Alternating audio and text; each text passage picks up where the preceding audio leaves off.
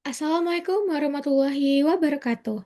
Perkenalkan, nama saya Sarah Kamila Salsabila dengan NIM G0025171 dari kelompok A5. Saat ini saya akan menjelaskan terkait anatomi organa core.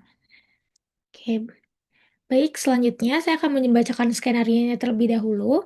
Jadi, Bapak Supriyadi berusia 65 tahun, datang ke IGD dengan keluhan nyeri tumpul pada dada sebelah kirinya.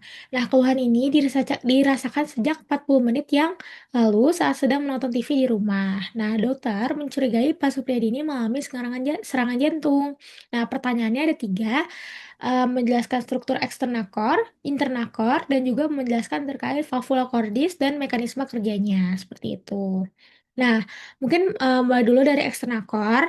Jadi ini bisa dilihat untuk merepresentnya, ini tuh setiap core ini dibagi, mendapat diidentifikasi adanya apex, terus kemudian juga adanya basis dan juga adanya 3 fasies. Fasies apa aja? Ada fasies anterior atau sternocostalis, kemudian ada fasies diafragmatica dan fasies pulmonalis, ini. Nah, kemudian basisnya itu biasanya mengarah ke arah bahu kanan, sedangkan apexnya itu mengarah ke panggul kiri. Nah, basis cordis terdiri atas atrium dextrum.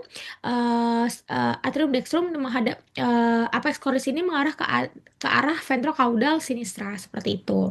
Kemudian ada juga fasies dari sternocostalis, fasies diafragmatica, sama fasies pulmonalis. Kita mulai dari sternocostalis dulu. Ini tuh dibentuk oleh ventriculus dexter dan atrium Dexter juga yang diantaranya tuh terdapat bangunan namanya sulcus atrioventricularis. Nah, pada pinggir kirinya juga disusun sedikit oleh auricula sinistra. Selanjutnya ada fases diafragmatika. Kalau fases diafragmatika ini kurang lebihnya dibentuk oleh ventriculus dexter sama sinister yang dipisahkan oleh sulcus interventricularis posterior dan bersandar pada centrum tendineum diafragmatika.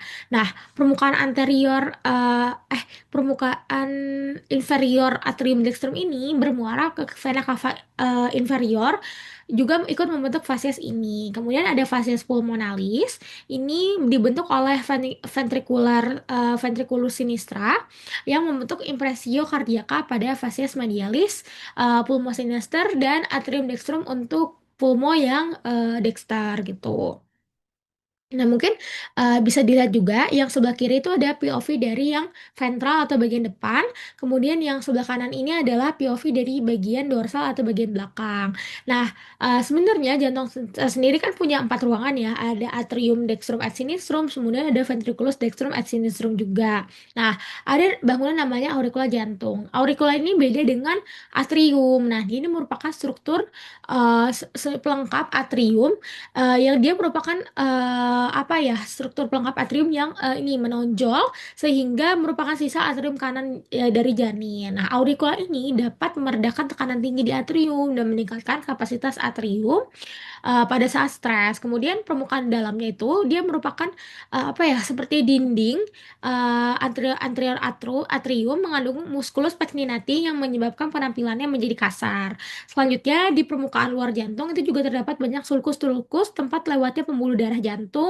Contohnya ada sulcus interventricularis anterior, ini tempat lewatnya arteri vena interventricularis anterior, sama ada sulcus coronarius, tempat lewatnya dari arteri coronarius, seperti itu. Nah, kemudian ada skeleton cordis. Nah, kita harus tahu dulu skeleton cordis ini apa sih? Nah, fungsinya itu dia sebagai tempat melekatnya miokardium. Nah, mio ini kan otot ya. Nah, berarti dia bisa disebut juga sebagai kerangka dari core tadi atau semacam tempat melekatnya tulang lah ya. Nah, dia tempat melekatnya pelekatan kuspis juga atau katup jantung, dan juga dia sebagai isolator impuls antara atrium dan ventrikel. Nah, seperti yang kita tahu, kontraksi dan relaksasi dari atrium dan ventrikel itu kan tidak berbarengan ya. Nah, ini diatur juga oleh skeleton cordis seperti itu. Nah, dia itu terdiri atas ada annulus fibrosus. Nah, annulus fibrosus ini dia juga dibagi menjadi 4. Ada yang atria ventricular sinistra, dextra, terus kemudian juga ada valva truncus pulmonalis sama yang valva aorta. Kemudian dia juga terdiri dari trigonum fibrosum nih yang biru-biru ini. Nah, ini tuh ada yang dexter et sinister. Kemudian ada pars membranacea septum interventricular, interatrial sama atrioventricular seperti itu. Nah, ini struktur internal dari core, ini yang atrium dexter. Nah, kalau di atrium dexter sendiri, dia dibagi jadi ada dua bagian yang halus sama yang kasar. Itu ada yang halus itu sebutannya adalah sinus venarum cavarum. Sedangkan yang kasar ini adalah musculus pectinati. Di dalamnya ada struktur bernama auricula dextra. Nah, bagian halus dan kasar ini dipisahkan oleh crista terminalis di bagian dalamnya dan sulcus terminalis di bagian luar. Nah, kemudian ada fossa ovalis dan limbus fossa ovalis. Ini merupakan obliterasi foramen oval yang berada di septum interatrial. Kemudian ada ostium atrioventricular dextra, ini menghubungkan dengan ventriculus dextra. Terus kemudian ada juga nih ostium vena cava inferior. Nah, sama ada ostium sinus coronaris. Nah, ini dia punya dua struktur juga. Kalau yang di coronaris itu valvula TBC ini.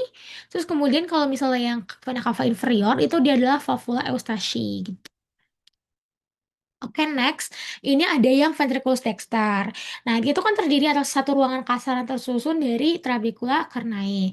Dia punya tiga jenis trabecula carnae. Pertama ada musculus papillaris, yang di dalamnya ada struktur chordae tendineae. Kemudian ada trabecula septomarginals, yang di dalamnya ada struktur bundle of His. Sama ada rigi biasa yang menonjol di bagian dalam.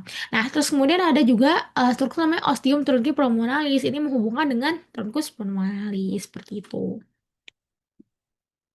Nah, nih yang ini truncus pulmonalis. Selanjutnya ada bagian atrium tapi yang sinister. Nah, sinister ini kan terdiri atas sinus venarum cavarum dan auricula sinistra. Terus kemudian ada ostium atrioventricular sinistrum yang menghubungkan dengan ventriculus sinistrum. Nah, ada fossa ovalis juga dan valvular foramintis oval.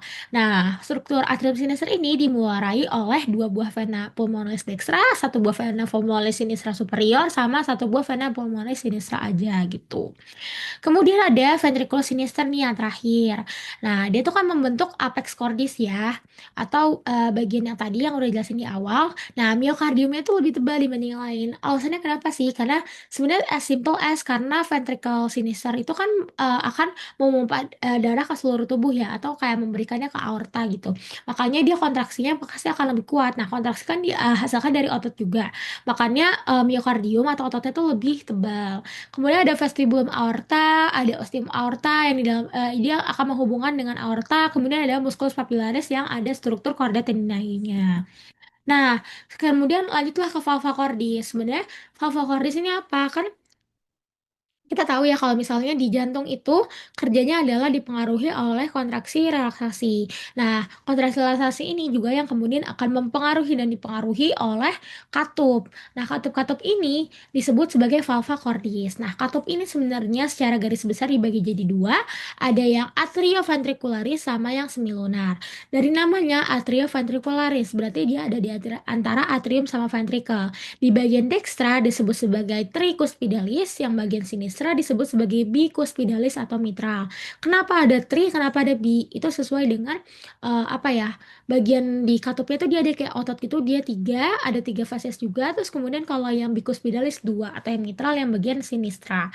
Nah, itu merupakan menghubung antara atrium dextra ke ventricle dextra, terus kemudian atrium sinistra ke ventricle sinistra. Itu kerjanya di dalam jantung kan.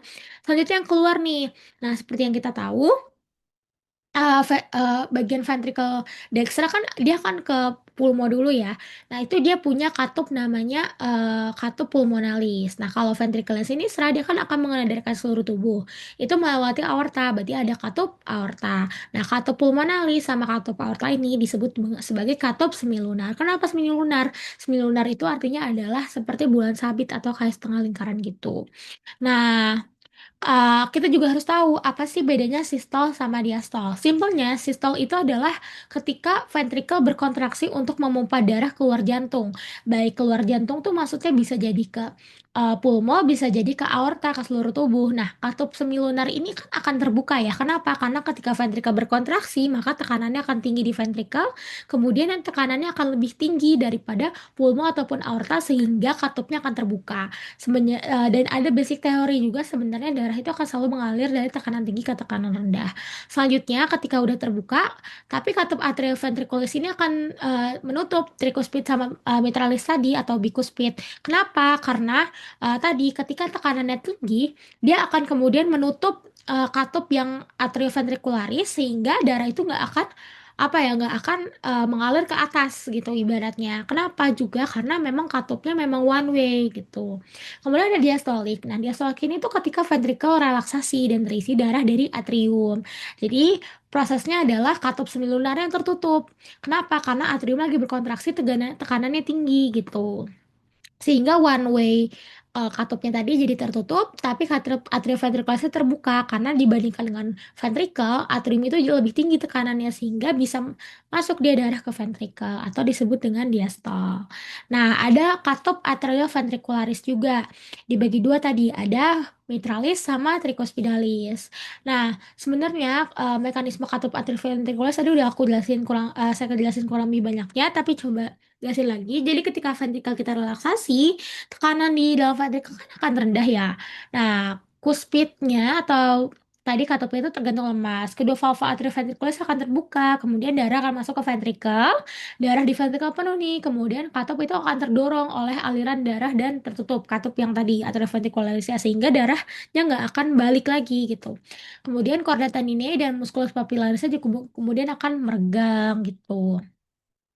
Nah, ini katup semilunaris. Ada apa? Aorta sama pulmonalis. Nah, pulmovalva mechanism ini adalah selama sistol itu tekanan aliran darah kan akan mendorong katup ke atas sehingga darah akan mengalir ke arteri pulmonalis. Kadang-kadang darah itu akan mengisi sinus pulmonal dan ketika katup telah terisi penuh, titik puncaknya ini akan turun ke bawah sehingga menutup katup dari pulmonal gitu. Kayak tadi, pokoknya tekanan tinggi akan selalu eh, darah akan mengalir dari tekanan tinggi ke rendah. Nah, ada aortic valve mechanism. Nah, katup aorta ini memakai struktur yang cukup unik gitu. Bukan arteri koroner di dalam sinus aorta, arteri koroner adalah arteri memvaskularisasi jantung itu sendiri. Dia ada di dalam sinus aorta. Nah, kan kita juga ingat ya bahwa pengisian sinus ini hanya terjadi pada akhir sistol atau kontraksi ventrikel, sehingga aliran darah melalui pembukaan arteri koroner itu hanya terjadi pada fase diastol, yaitu ketika ventrikel relaksasi sehingga dan arteriumnya juga kontraksi gitu. Nah, mungkin sekian materi yang bisa saya jelaskan terkait anatomi organa core. Kurang lebihnya mohon maaf. Wassalamualaikum warahmatullahi wabarakatuh.